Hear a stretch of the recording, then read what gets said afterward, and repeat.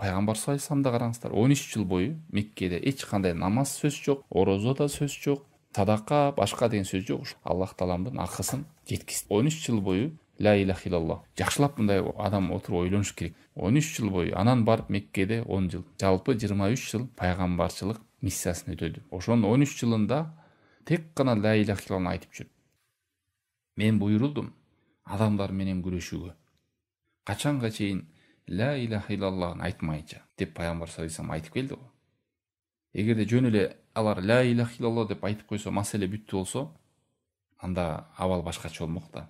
Алар бул Меккенин мушриктери, пайгамбар саллаллаху алейхи вассалам менен күрөшкөндөр, мойнуна албагандар, себеби билген бул келименин талаптарын, маанисин, шарттарын, бул келимени айткандан кийин Кудайдан башка эч кимге сыйынбайт экенин, булардын баарын таштайбыз, сөздө, ишенимде, жүрөктө, амалдагы нерсенин баарын тазалайбыз. Ибадат тек гана Аллахтын өзүнө арналат, андан башка эч кимге арналбай калат дегенди билишкен. Ошол үчүн моюндабай күрөш пайгамбар саллаллаху алейхи вассалам. Нахл сүрөсүндө 36 аятында Алла таалам айтат: биз ар бир үммөткө элчи жөнөттүк.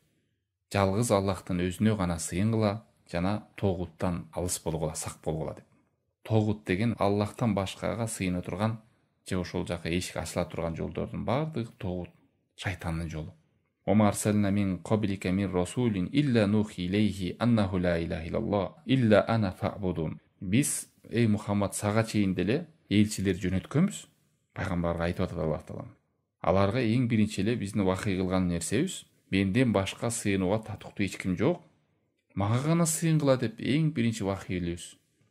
Субханалла, элестетиңиз, жүрөгүбүздө бир ширктер орноп калган деңиз. Же бир тилибизде, же амалыбызда бирок канча жыл, 30 жыл, 40 жыл намаз окуп, сооп жазылбай калса кандай болот? Же ушунча ибадаттарды кылып жүрүп, ибадаттарыбыз күйүп кетип аткан болсо, же ушунча ибадаттарды кылып кечирилгис күнөө менен өтүп кетсек жашоодон, тоого кылбастан. Адам кантип тоого кылат? Бул күнөөнүн өзү күнөө экенин билбей атса, ширктин өзү ширк экенин билбей атса, үйрөнбөсө каяктан билет?